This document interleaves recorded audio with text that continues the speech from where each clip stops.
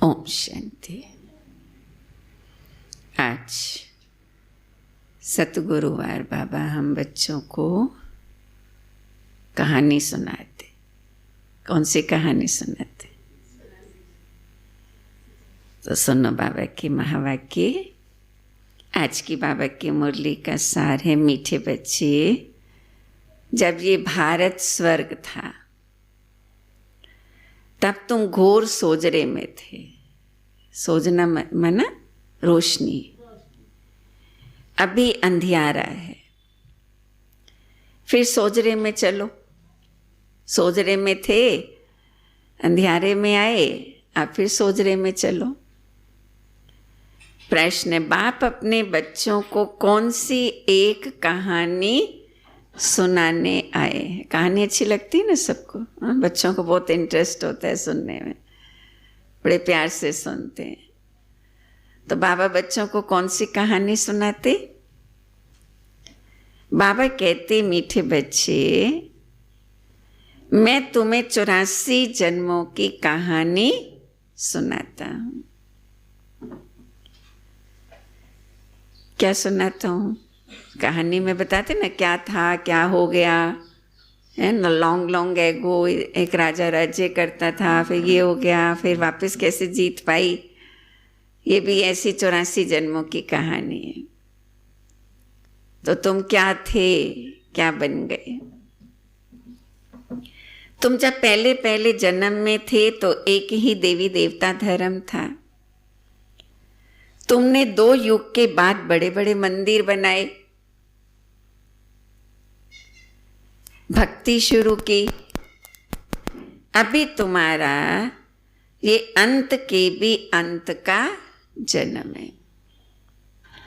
तुमने पुकारा, दुख हरता सुख करता आओ, अब मैं आया हूं। ये है 84 जन्मों की कहानी। क्या थे? देवता धर्म था, फिर कैसे भक्ति शुरू की, फिर कैसे मैं वापस आया हूं तुमको रोशनी में, सोजरे में ले जाने के लिए। अब मैं आया हूँ। आज की मुरली में गीत है, आज अंधेरे में है हम इंसान, ज्ञान का सूरज चमका दे भगवान। ठीक है, भक्ति का गीत है। हम तो अभी नहीं गाएंगे ना ये हैं, क्योंकि हमको तो मालूम बाबा ने अभी ज्ञान सूर्य बाबा आ गया है, हम रोशनी में आ गए, हम अंधेरे में नहीं हैं। ओम शांति। तुम बच्चे जानते हो अभी ये है कलयुगी दुनिया, सब अंधियारे में हैं। पहले सोजरे में थे जबकि भारत स्वर्ग था। यही भारतवासी जो अभी अपने को हिंदू कहलाते हैं, ये असल देवी देवताएं थे। हमारा धर्म देवता धर्म, ना कि हिंदू धर्म। भारत में स्वर्गवासी थे जब और कोई धर्म नहीं था, एक ही धर्म था। स्वर्ग, वैकुंठ, बहिष्ट, हेवन, ये सब इस भारत के नाम थे। ठीक है, स्वर्ग, बहिष्ट, वैकुंठ, हेवन। भारत पवित्र और प्राचीन धनवान था। अभी तो भारत क्या बन गया? कंगाल है, क्योंकि अभी है कलयुग। तुम जानते हो हम अंधियारे में हैं। जब हम स्वर्ग में थे तो सोजरे में थे। स्वर्ग के राजराजेश्वर श्री लक्ष्मी नारायण थे। उसको सुखधाम कहा जाता है। बाप से ही तुमको स्वर्ग का वर्षा लेना है, जिसको जीवन मुक्ति कहा जाता है। अब तो सब जीवन बंध में है। खास भारत और आम दुनिया इस समय रावण की जेल में शोक वाटिका में है। सारी दुनिया इस समय शोक वाटिका में है ना, सब दुखी है। ऐसे नहीं कि रावण सिर्फ लंका में था, ये सारी दुनिया ही बेहद की लंका है। सारी दुनिया में ही रावण का राज्य है। राम भारत में था, उसने आके सीता चुराई। अब ये सब दंत कथाएं हैं। गीता है मुख्य, सर्वशास्त्रमय शिरोमणि, श्रीमत अर्थात भगवान की सुनाई हुई भारत में श्रीमद् भगवत गीता। भगवान ने भारत में ही आकर के ये गीता सुनाई, श्रीमत दी। मनुष्य तो कोई की सदगति कर नहीं सकते। सतयुग में थे देवी देवताएं जिन्होंने वर्षा कलयुग अंत में पाया था। भारतवासियों को ये पता ही नहीं है, ना कोई शास्त्रों में है। शास्त्रों में है भक्ति मार्ग का ज्ञान, सदगति मार्ग का ज्ञान मनुष्य मात्र में बिल्कुल है ही नहीं। सब भक्ति सिखलाने वाले हैं। कहेंगे शास्त्र पढ़ो, दान पुण्य करो, यही कहेंगे ना, भक्ति करो, शास्त्र करो, दान पुण्य करो, यज्ञ करो, तीर्थ करो, यही भक्ति का ही ज्ञान देंगे। ज्ञान तो किसी के पास है ही नहीं। ये भक्ति द्वापर से चली आती है। सतयुग और त्रेता में है ज्ञान की प्रालब्ध। ऐसे नहीं कि वहां भी ये ज्ञान चलता आया है। ये जो वर्षा, सतयुग त्रेता में ज्ञान नहीं था, ज्ञान की प्रालब्ध। ये जो वर्षा भारत को था सतयुग में, सतयुग त्रेता में जो सुख था, वो वर्षा जो भारत को था, वो कब दिया बाबा ने? तो बाप से संगम युग पर तुमको मिला था, जो अभी फिर मिल रहा है। वर्षा गवा दिया, रावण ने छीन लिया, अभी फिर मिल रहा है। भारतवासी जब नरकवासी बेहद दुखी बन जाते हैं, तब पुकारते हैं, हे पतित पावन दुख हरता सुख करता। किसका? पतित पावन दुख हरता सुख करता। किसका दुख हरता सुख करता? सर्व का, सर्व का दुख हरता सुख करता। क्योंकि भारत खास और दुनिया आम, सब में 5 विकार है, सभी दुखी हैं। खास भारत, आम सारी दुनिया। तो सदगति भी बाबा सबकी करता है। बाप है पतित पावन। बाप कहते मैं कल्प कल्प कल्प के संगम युग पर आता हूँ, सर्व का सदगति दाता बनता हूँ। अहिल्याएं, गणिकाएं और जो गुरु लोग हैं, उन सब का उद्धार मुझे ही करना पड़ता है, क्योंकि ये तो है ही पतित दुनिया। पावन दुनिया सतयुग को कहा जाता है। भारत में लक्ष्मी नारायण का राज्य था। भारतवासी नहीं जानते कि स्वर्ग के मालिक थे।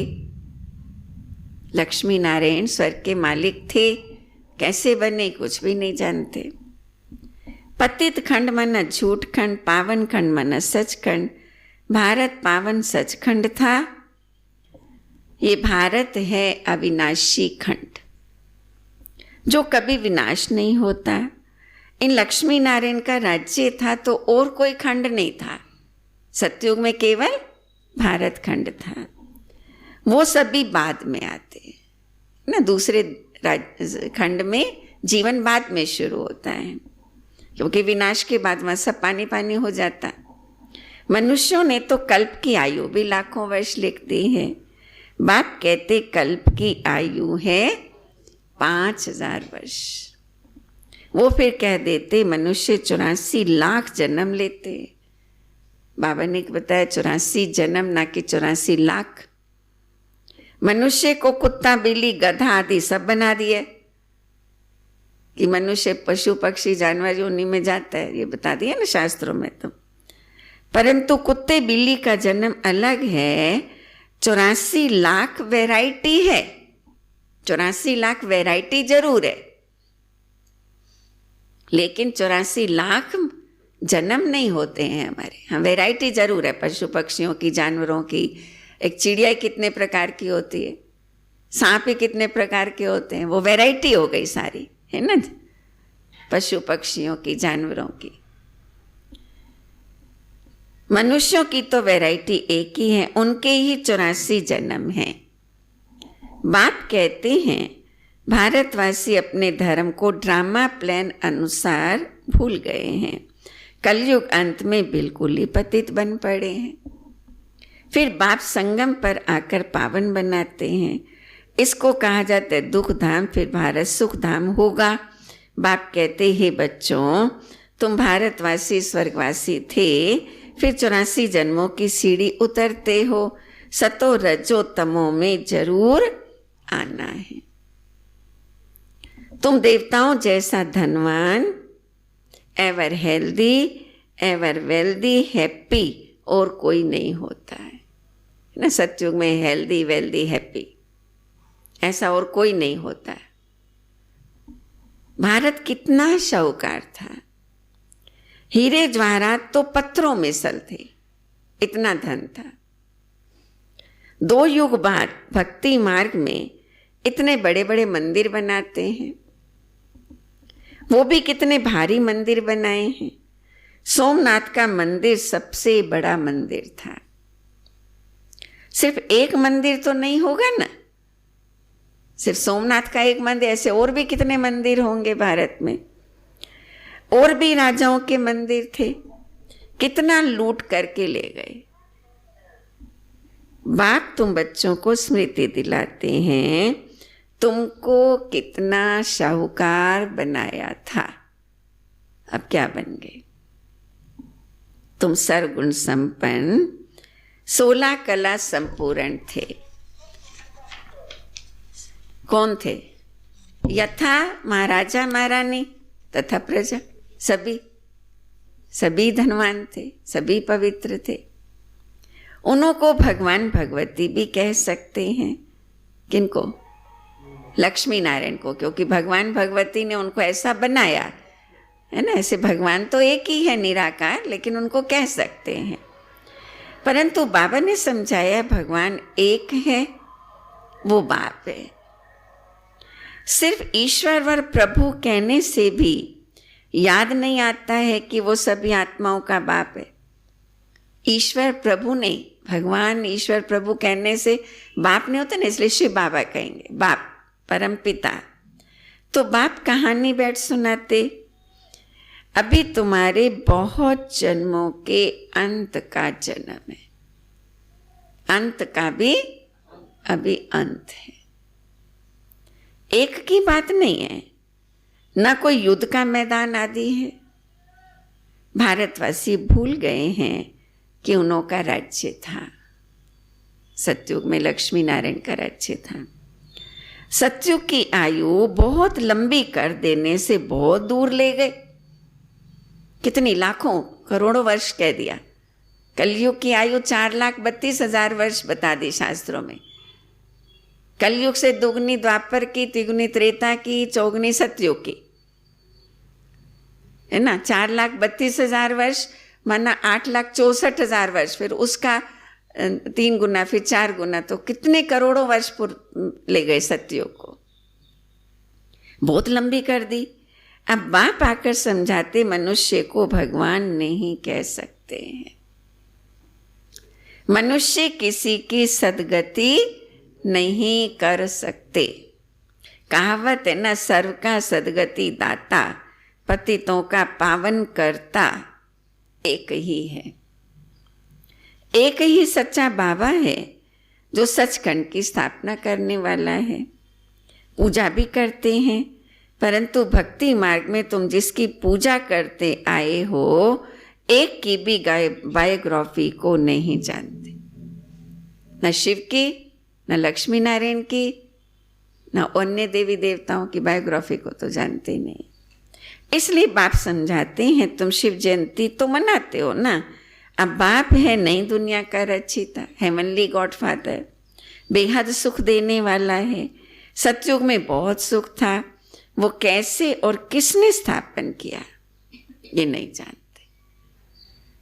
ये बाप बैठ समझाते हैं। नरकवासी को आकर स्वर्गवासी बनाना, भ्रष्टाचारियों को श्रेष्ठाचारी देवता बनाना, ये तो बाप का ही काम है, और तो कोई नहीं कर सकता। बाप कहते मैं तुम बच्चों को पावन बनाता हूं, तुम स्वर्ग के मालिक बनते हो। तुमको पतित कौन बनाते हैं? ये रावण बनाता है। मैं पावन बनाता हूं। मनुष्य कह देते दुख भी ईश्वर देता, ये रॉन्ग है। एक तरफ कहते दुख करता सुख करता, फिर कहते दुख भी वही देता। बाप कहते हैं मैं तो सभी को इतना सुख देता हूं, कितना, इतना सुख देता हूं, फिर आधा कल्प तुम बाप का सिमरण ही नहीं करेंगे। इतना सुख देता हूं कि मेरे को भूल ही जाते। फिर जब रावण राज्य होता तो सबकी पूजा करने लग पड़ते हैं। ये है तुम्हारा बहुत जन्मों के अंत का जन्म। कहते हैं बाबा हमने कितने जन्म लिए? बाबा कहते मीठे मीठे भारतवासियों, हे आत्माओं, अब तुमको मैं बेहद का वर्षा देता हूं। बच्चे तुमने 84 जन्म लिए। बच्चे पूछते बाबा हमने कितने जन्म लिए? बाबा कहते बच्चे तुमने 84 जन्म लिए, अभी तुम 21 जन्म के लिए बाप से वर्षा लेने आए हो। सभी इकट्ठे तो नहीं आएंगे। तुम ही सतयुगी सूर्यवंशी पद फिर से लेते हो। परम धाम से भी सब आत्मा इकट्ठी तो नहीं आती हैं। और जो बाबा के बच्चे राजयोगी बन, पवित्र बन, पुरुषार्थ कर रहे हैं सतयुग में आने का, वो भी सब तो सतयुग में नहीं आएंगे। कोई सतयुग के बीच में भी आएंगे, कोई सतयुग के एंड में आएंगे, कोई त्रेता में आएंगे, तो सब तो इकट्ठे नहीं आएंगे। अर्थात सच्चे सत्य बाबा से, सत्य नर से नारायण बनने का ज्ञान सुन रहे हो। ठीक है, सत्य नारायण की कथा, सत्य बाबा से सत्य ज्ञान सुनकर तुम नारायण बनते हो, नर से नारायण बनने का ज्ञान सुनते हो। यही सच्ची सच्ची सत्य नारायण की कथा है। ये बाबा की मुरली, बाबा का ज्ञान, ये है ज्ञान, वो है भक्ति। शास्त्र आदि सब भक्ति मार्ग के लिए, वो ज्ञान मार्ग के लिए नहीं है। ये है स्पिरिचुअल रूहानी नॉलेज। सुप्रीम रूह बैठ नॉलेज देते बच्चों को देही अभिमानी बनना पड़े, अपने को आत्मा निश्चय कर माम एकम याद करो। बाप समझाते हैं आत्मा में ही अच्छे बुरे संस्कार होते हैं, जिस अनुसार ही मनुष्य को अच्छा व बुरा जन्म मिलता है। जैसे कर्म करेंगे वैसे संस्कार बनेंगे, और उसी संस्कारों के आधार पर हमारा अगला जन्म होता। बाप बैठ समझाते ये जो पावन था अंतिम जन्म में पतित है। कौन? ब्रह्मा बाबा। तत्तम, तुम भी पावन थे, फिर तुम भी पतित बने। मुझ बाप को इस पुरानी रावण की दुनिया, पति दुनिया में आना पड़ता है। आना भी उस तन में है, आना भी बाबा को किस तन में है? ब्रह्मा के तन में क्यों आता है? जो फिर पहले नंबर में जाना है। ये पहले नंबर में था, फिर इसी को पहले नंबर में जाना है, तो इसी के ही तन में मुझे आना है। सूर्यवंशी ही पूरे 84 जन्म लेते। ये है ब्रह्मा और ब्रह्मावंशी ब्राह्मण। बाप समझाते तो रोज है। पत्थर बुद्धि को पारस बुद्धि बनाना मासी का घर नहीं है। बाबा कितना बच्चों को समझाते है ना। और हम बच्चे भी जब दूसरों को समझाते हैं तो बाबा के ज्ञान में उनको निश्चय हो जाए, धारणाओं में चले, सहज नहीं है ना। माथा मारते रहते हैं ना बच्चे। उस दिन भी बाबा ने मुरली में कहा बच्चे कितना माथा मारते रहते हैं, मासी का घर नहीं। हे आत्माएं, अब देही अभिमानी बनो। हे आत्मा, एक बाप को याद करो और राजाई को याद करो। देह के संबंध को छोड़ो। मरना तो सभी को है, जाना तो सभी को है ना, तो तैयार रहना है। वानप्रस्थ अवस्था है सबकी, क्योंकि सृष्टि की वानप्रस्थ अवस्था है। एक सतगुरु बिगर सबका सदगति दाता और कोई हो नहीं सकता। बाप कहते हैं भारतवासी बच्चों, तुम पहले पहले मेरे से बिछड़े हो। कौन से बच्चे पहले पहले बिछड़े बाबा से? तो सतयुग वाली आत्माएं, वही पहले पहले बाबा से बिछड़े। गाया भी जाता है ना, आत्माएं परमात्मा अलग रहे बहुकाल, बहुत समय अलग रहे। हम सबसे ज्यादा बाबा से अलग हुए, बिछड़े। पहले पहले तुम भारतवासी देवी देवता धर्म वाले आए हो, और धर्म वालों के जन्म थोड़े होते हैं, क्योंकि वो बाद में आते हैं ना। सारा चक्र कैसे फिरता है, सो बाप बैठ समझाते हैं। जो धारण नहीं करा सकते हैं उनके लिए तो बहुत सहज है, नहीं करा सकते उनके लिए बहुत सहज है। आत्माएं धारण करती हैं, पुण्यात्मा पापात्मा बनती हैं। तुम्हारा ये 84वां अंतिम जन्म है। तुम सब अब वानप्रस्थ अवस्था में हो। वानप्रस्थी अवस्था में गुरु करते हैं ना मंत्र लेने के लिए, ठीक है। तो हम सब भी वानप्रस्थ अवस्था में, ऐसे नहीं हम जवान हैं, बच्चे हैं, हम सब वानप्रस्थी है। सतगुरु बाबा ने हमें मंत्र दिया है। तो मंत्र लेने के लिए जाते गुरुओं के पास। तुमको तो अब देहधारी गुरु करने की दरकार नहीं है। अभी कहीं जाएंगे गुरुओं के पास, सतगुरु मिल गया ना। तुम सबका मैं बाप, टीचर और गुरु हूं। मुझे कहते भी हो हे पतित पावन शिव बाबा। अभी स्मृति आई है। सब आत्माओं का बाप है, आत्मा सत्य है, चैतन्य है, क्योंकि अमर है। सभी आत्माओं में पार्ट भरा हुआ है। 84 जन्मों का सब में नहीं है, पर पार्ट तो सब में भरे है ना।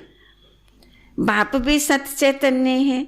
वो मनुष्य सृष्टि का बीज रूप होने के कारण कहते हैं मैं सारे सृष्टि के आदि मध्य अंत को जानता हूँ, क्योंकि मैं बीज हूँ।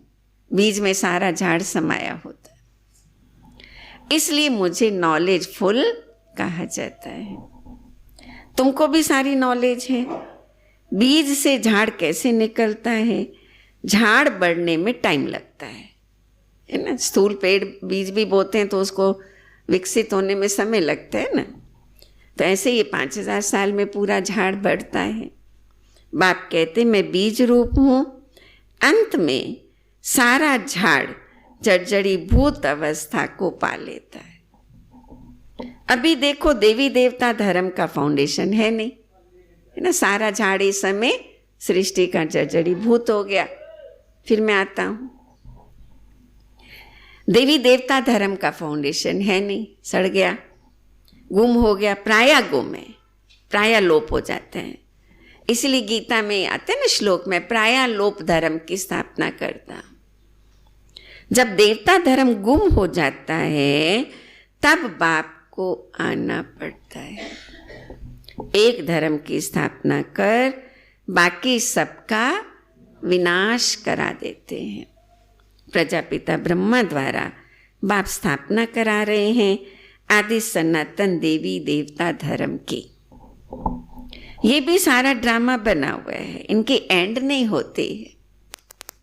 बाप आते ही हैं अंत में, जबकि सृष्टि के आदि मध्य अंत की नॉलेज सुनाना है तो जरूर संगम पर ही आएंगे ना। आदि मध्य अंत की नॉलेज सुनानी है तो जरूर अंत में ही आएंगे संगम पर ही, तभी शुरू से लेके अंत की सारी कहानी सुनाएंगे। तुम्हारा एक बाप है। आत्माएं सभी ब्रदर्स हैं। सब आत्माएं मूल वतन में रहने वाली हैं। सब उस एक बाप को याद करते। भले परिचय नहीं है भगवान का, लेकिन याद तो सभी करते हैं ना। दुख में सिमरन सब करे, सुख में तो याद ही नहीं करेंगे। बाबा ने कहा ना, इतना मैं तुम्हें सुख देता हूं तो तुम सुखदाता को ही भूल जाते हो। रावण राज्य में दुख है ना, यहां सिमरन करते हैं, तभी ये बना दोहा कि दुख में सिमरन सब करे, सुख में करे ना कोई। तो बाप सबका सदगति दाता एक है, उनकी ही महिमा है। बाप नहीं आए तो भारत को स्वर्ग कौन बनावे, कौन बनाएगा। इस्लामी आदि जो भी हैं इस समय सब तमो प्रधान है। हर धर्म की स्टेजेस है ना, है ना। कल्पवृक्ष के चित्र में बहुत अच्छा बाबा ने बनवाया। जैसे देवता धर्म की golden, silver, copper, iron age है, ऐसे हर धर्म की तमो प्रधान स्थिति हो जाती है। इस समय सभी धर्म तमो प्रधानता की स्थिति में है। इस समय सब में तमो प्रधान है। सबको पुनर्जन्म तो जरूर लेना है। अभी पुनर्जन्म मिलता है नरक में, ऐसे नहीं कि स्वर्ग में चले जाते हैं। जो शरीर छोड़ते हैं वो कहाँ जाएंगे? भले कहने में आता है स्वर्ग पधारा, लेफ्ट फॉर हेवनली अबोर्ड ऐसे बोल देते हैं, लेकिन स्वर्ग में कोई भी जाता नहीं है। इसी दुनिया में ही वापस जन्म लेते। जैसे हिंदू लोग कहते स्वर्गवासी हुआ, तो जरूर नरक में था ना। अभी स्वर्ग में गया, तुम्हारे मुख में गुलाब, अच्छा चलो स्वर्ग में गया, आप सही हो, अच्छी बात है, स्वर्ग में चला गया। आप सुनो बाबा क्या कह रहे हैं।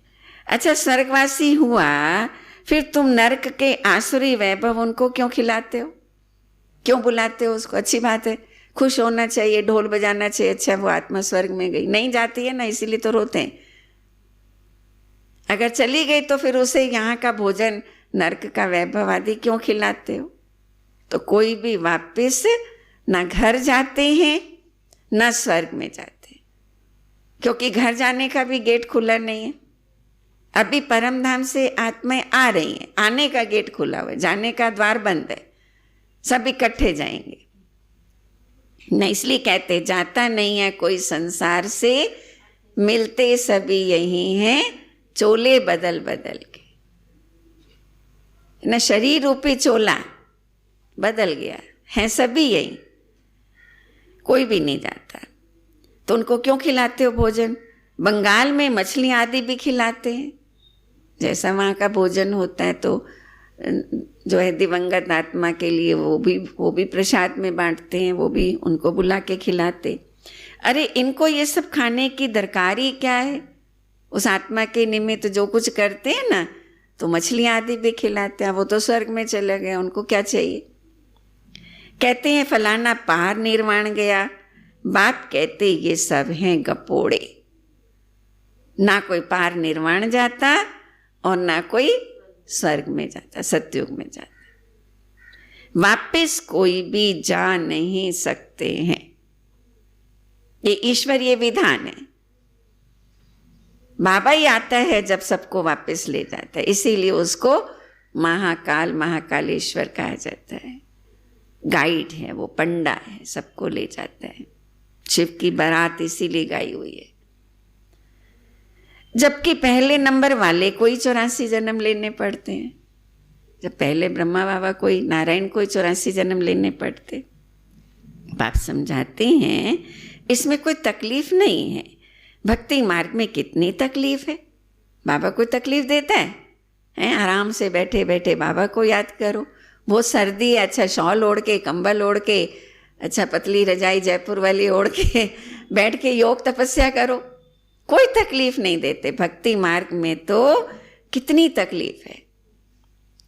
राम राम जपते रोमांच खड़े हो जाते, एक टांग पर खड़े होना, उल्टे लगना, पता नहीं क्या क्या हठ योग आदि करते हैं। यहाँ तो बाबा कहते हैं ना सहज राजयोगी हो तुम, कोई तकलीफ नहीं। और ये सब तकलीफें हमारी दूर हो जाती। बूढ़े हो, बीमार हो, लेटे लेटे बाबा को याद करो। हाँ ठीक हो तो लेटे हुए नहीं करना है, तो फिर एक्टिव होकर, अलर्ट होकर, सिस्टम से हमें बाबा ने जो कहा योग करना है वो है सब भक्ति मार्ग। ये सूर्य चांद भी तुम जानते हो ये कौन है? ये रोशनी करने वाले, ये कोई देवताएं थोड़ी हैं। हाँ देवता इनको क्यों कहते हैं? देवता माना देने वाला, जो सुख देता है उसको देवता कह देते हैं। तो इनसे हमको सुख मिलता है, बाकी कोई देवता थोड़ी। वास्तव में ज्ञान सूर्य, ज्ञान चंद्रमा और ज्ञान सितारे, ठीक है? वो स्थूल सूरज, चांद, सितारे, और शिव बाबा है ज्ञान सूर्य, ब्रह्मा बाबा है ज्ञान चंद्रमा, और हम सब बच्चे हैं ज्ञान सितारे, जो सारे विश्व को रोशनी देने वाले हैं। उन्हों की महिमा है। वो फिर कह देते सूर्य देवता है ना, ये महिमा तुम्हारी है ना? ज्ञान सितारे, ज्ञान चंद्रमा, उनको देवता समझ पानी देते हैं, है ना? सूर्य अर्घ देते हैं ना, तो बाबा समझाते सब भक्ति मार्ग है। जो फिर भी होगा, पहले होती है अव्यभिचारी भक्ति, एक शिव बाबा की। कब? द्वापर में जब भक्ति शुरू होती है तो एक शिव की भक्ति करते, सोमनाथ की। अब फिर देवताओं की होती है। फिर उतरते उतरते अभी तो देखो टिवाटे पर जहाँ 3 रास्ते मिलते, वहाँ भी मिट्टी का दीवा जलाए, तेल आदि डालकर उनकी भी पूजा करते रहते हैं, है ना। जब भक्ति शुरू होती तो एक शिव की भक्ति करते, अव्यभिचारी भक्ति। फिर देवी देवताओं की भक्ति करते, चलो वो भी ठीक है, लक्ष्मी नारायण की श्री कृष्ण राधे की देवताओं की भक्ति फिर भी ठीक है।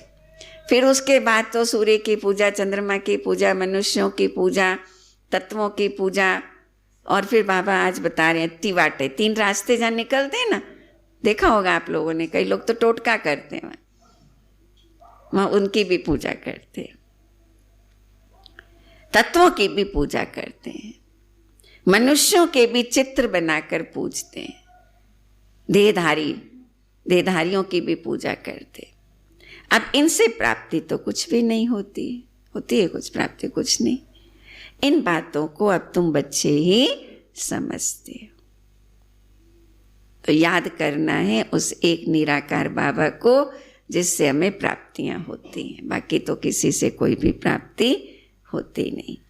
कभी कभी अल्पकाल की मनोकामना पूरी हो जाती है। अच्छा, मीठे मीठे सिक्की लधे बच्चों प्रति माता पिता बाप दादा का याद प्यार और गुड मॉर्निंग। रूहानी बाप की रूहानी बच्चों को नमस्ते। रूहानी बच्चों की रूहानी बाप को याद प्यार, गुड मॉर्निंग और नमस्ते। धारणा के लिए मुख्य सार है, आत्मा से बुरे संस्कारों को निकालने के लिए देही अभिमानी रहने का अभ्यास करना है। आत्माभिमानी, आत्मा से बुरे संस्कारों को निकालने के लिए आत्माभिमानी, देही अभिमानी रहने का अभ्यास करना है। ये अंतिम 84वां जन्म है, वानप्रस्थ अवस्था है। इसलिए पुण्यात्मा बनने की मेहनत करनी है। दूसरी पॉइंट, देह के सब संबंधों को छोड़, देह के सब संबंधों को छोड़ एक बाप को और राजाई को याद करना है। बीज और झाड़ का ज्ञान सिमरन कर सदा। हम सतयुग में कैसे थे, फिर संगम पर बाबा आके फिर से हमको ऐसा बना रहे, तो सदा हर्षित रहे। ज्ञान का सिमरन कर हर्षित रहना है। आज का वरदान है, विश्व परिवर्तन के श्रेष्ठ कार्य की जिम्मेवारी निभाते हुए, ठीक है, हम सबको बाबा ने कौन सा ताज पहनाया है? विश्व परिवर्तन की जिम्मेवारी का ताज पहनाया है। तो विश्व परिवर्तन की जिम्मेवारी निभाते हुए डबल लाइट रहने वाले आधार मूर्त भव। जिम्मेवारी का मतलब ही नहीं बोझ हो जाए, हाय मेरे को ये करना है, टेंशन हो जाए, नहीं, हल्का रहना है।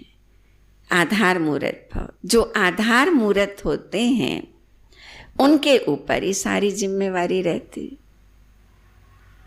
अभी आप जिस रूप से जहां भी कदम उठाएंगे, वैसे अनेक आत्माएं आपको फॉलो करेंगी, ये जिम्मेवारी है।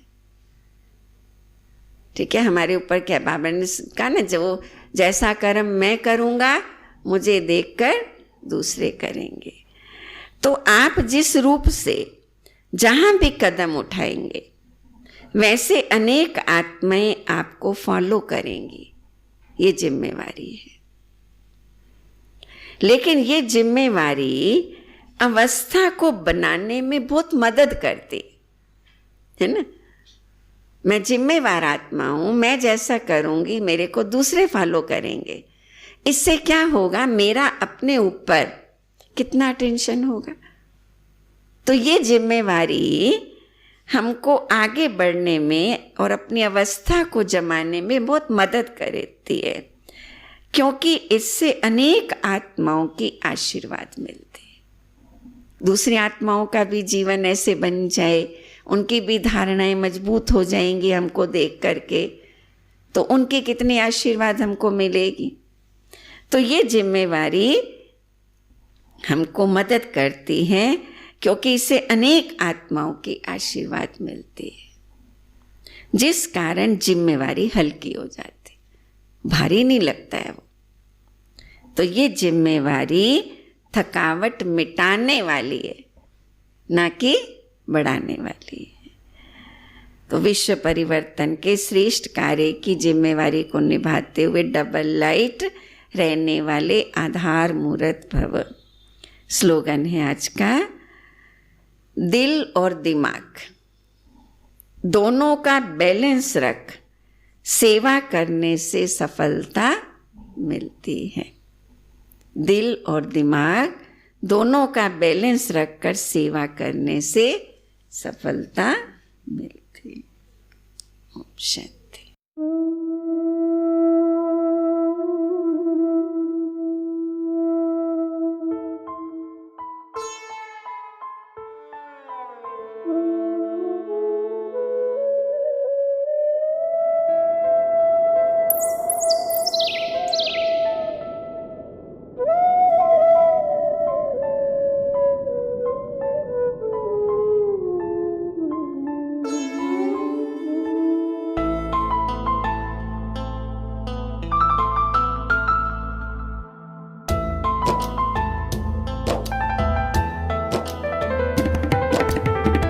मन पंछी उड़ो आत्म वतन में,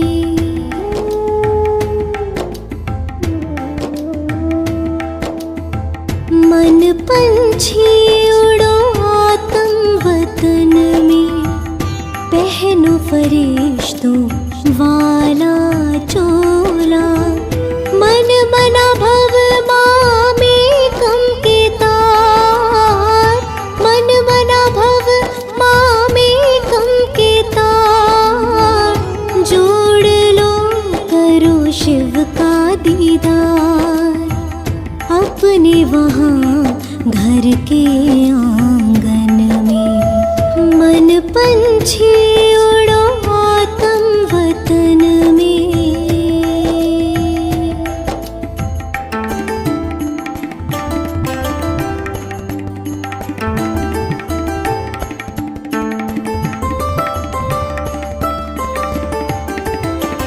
हाथों में अमृत की प्याली, फूलों से सजी हो भोग की थाली,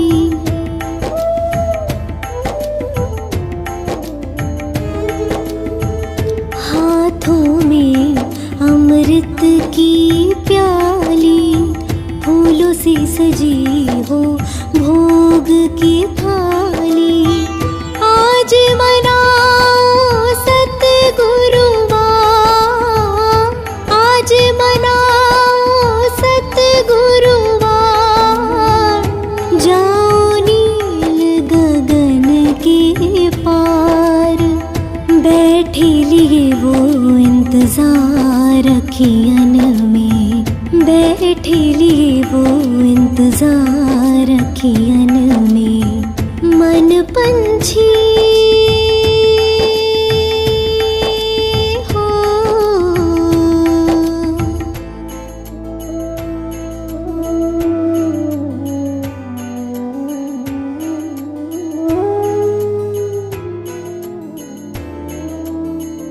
ब्रह्मा तन में शिव जी पधारे, सोए भाग जगाए हमारे,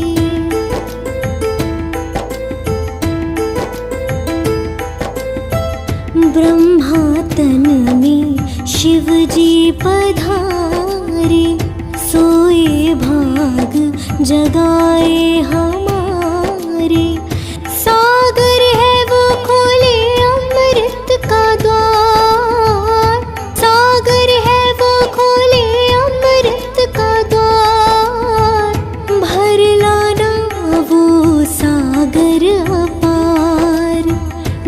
झपके न पलके उस क्षण मिलन में, झपके न पलके उस क्षण मिलन में, मन पंछी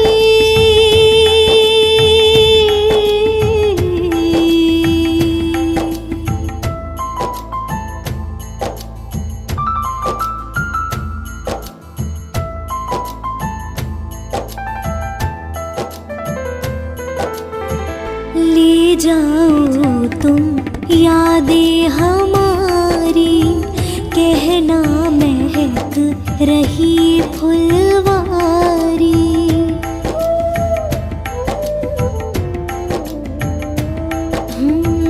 ले जाओ तुम यादें हमारी, कहना महक रही फुलवारी। बैठे हैं हम पलके बिछाए, बैठे हैं हम पलके बिछाए, दिल में रूहानी प्यार समाए। संगम के सुहाने सफर में, संगम के सुहाने सफर में, मन पंछी उड़ो आत्म वतन में, मन पंछी उड़ो आत्म वतन में।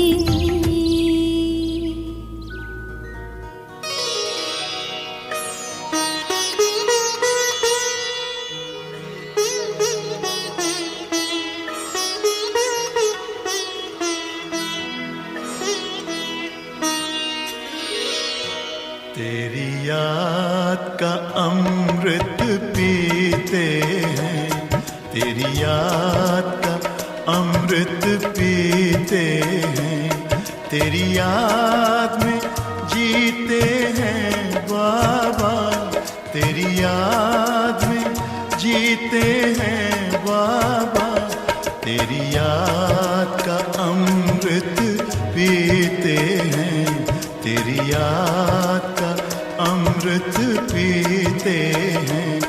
रहे याद सदा ही साथ तेरी, रहे याद सदा ही साथ तेरी।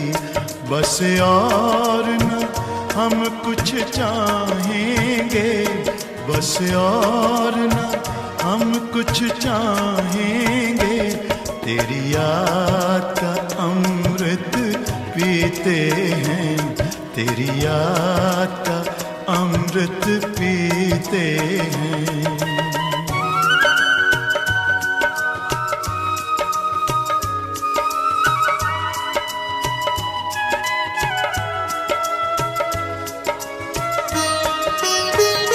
जो पल बीते तेरी यादों में, जो पल बीते तेरी यादों में, वो पल अविनाशी होते हैं, वो पल अविनाशी होते हैं।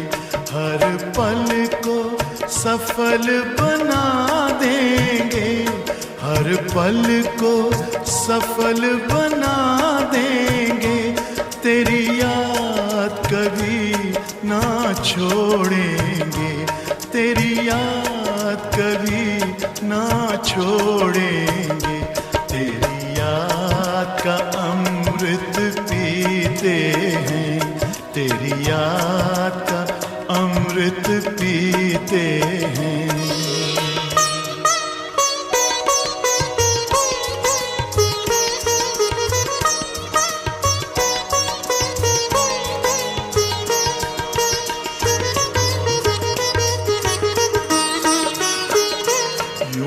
आप रहो संग संग बाबा, यूं ही आप रहो संग संग बाबा, इस दुनिया के सुख पाने क्या, इस दुनिया के सुख पाने क्या, लहराते रहे तेरी यादों में, लहराते रहे तेरी